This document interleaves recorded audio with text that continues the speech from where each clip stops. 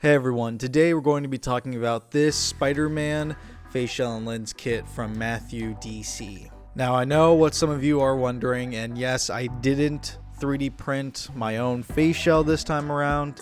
Again, it's the same concept as the base suit. I wanted to see what it was like for someone else who maybe didn't have the certain technology I have to like build a Sam Raimi Spider-Man cosplay. Also, my 3D printer broke a few months back, so I decided to buy it. Don't mind that 3D printer, that's a new one, which I will talk about in my second channel, so go ahead and subscribe to that. And also, it's just been a while since I purchased a Matthew DC Faceshell and Lens kit. The last one I bought was back in like 2020. So yeah, I purchased this kit back in, I believe September, and it got to me like not too long after that. So after unboxing my package from Matthew DC containing the Faceshell and lenses, I slowly started to put it together. The first thing to do was to sand down the Faceshell itself.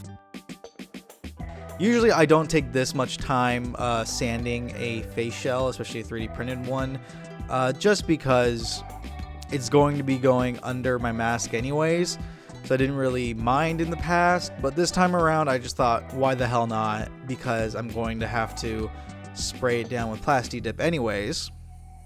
And that kind of gave it away what was next. Next was to Plasti Dip the Faceshell after completely sanding it down. I should have probably added like 2 more coats, but I thought 1 coat would be sufficient enough.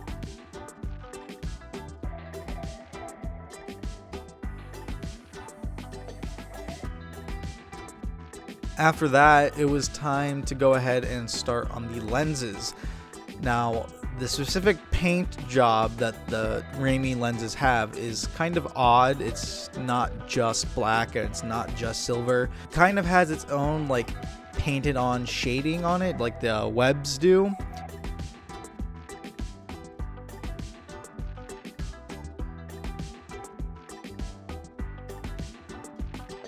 But I'm not going to get too much into that. All I'm going to say is I used this spray paint. I used this specific spray paint that I got at, I believe, was it Michael's? I believe I got it at Michael's. It was like the right amount of gray, silverish kind of look. So I just sprayed a couple coats on the lenses after I had sanded them down a little bit, and it turned out great. I love the color of the lenses.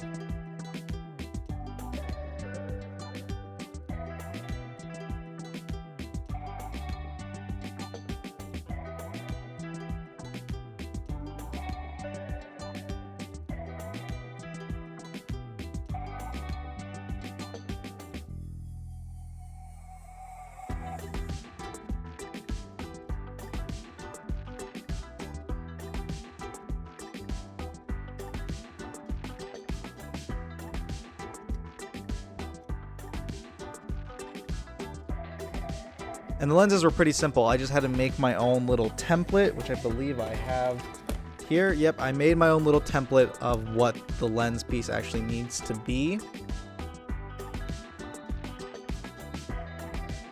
So I traced this down on to the mesh that was provided by Matthew DC.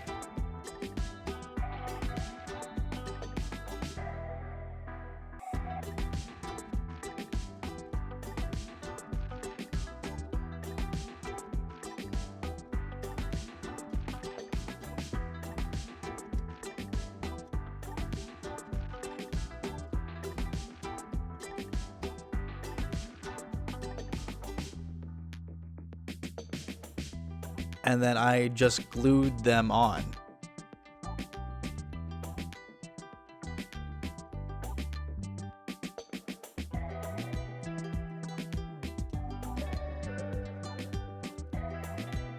And once that was done, it was just time to glue in the magnets, and that was probably one of the easiest things to do.